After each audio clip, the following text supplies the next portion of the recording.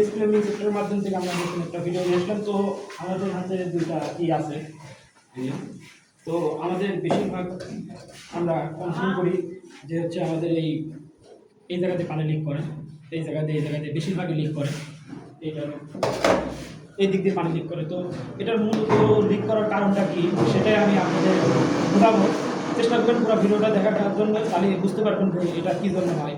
তো এটার ডোরটা আমরা খুললাম, এই যে ভিডিওটা নিয়ে আসলো, এই যে একটা ভাঁজ, এই ভাঁজটার কারণে কিন্তু এটা কিন্তু সেট আপ হয় না, এই যে এই ভাঁজের কারণে কিন্তু এখান থেকে পানি লিক করে। আমরা যতই যাই করি কিন্তু এই ভাঁজের কারণে। এটা আমরা দুইটা টি খুলেছি, দুইটা টি এরকম কোম্পানি থেকে ওরা এগুলো দেখতে পারে না আসলে। এই যে এটা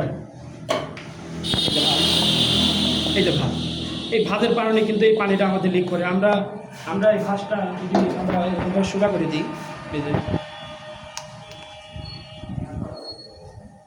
এই যে সোজা করে দিলাম, এই যে সমান হয়ে গেল, এটা কিন্তু একদম অ্যাকুরেট হয়ে গেল। এখন যদি আমি এই তিনটা এখানে লাগাই দিই, এই যে একদম বসে গেছে, এটা কিন্তু একদম বসে গেছে, এই যে। আর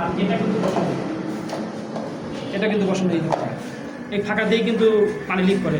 তো আমরা চেষ্টা করবো যখন এরকম কিছু জায়গার ডোর ব্যবহার করবো, চেষ্টা করবো আমরা এগুলি চেক দেওয়ার, অবশ্যই চেক দেওয়ার চেষ্টা করবো। চেক দিতে দেওয়ার কোনো সময় লাগে, চেক করলে কিন্তু পরে কিন্তু আমার এই বিভ্রান্তিটা হয় না যে পানি লিক করে আবার কিছু করা লাগে, ক্যাশলেট মারা লাগে, সিম্পুলিং মারা লাগে। আমরা চেষ্টা করবো ডোর ব্যবহার করলে এই জিনিসটা অবশ্যই খেয়াল রাখার, সবাই চেষ্টা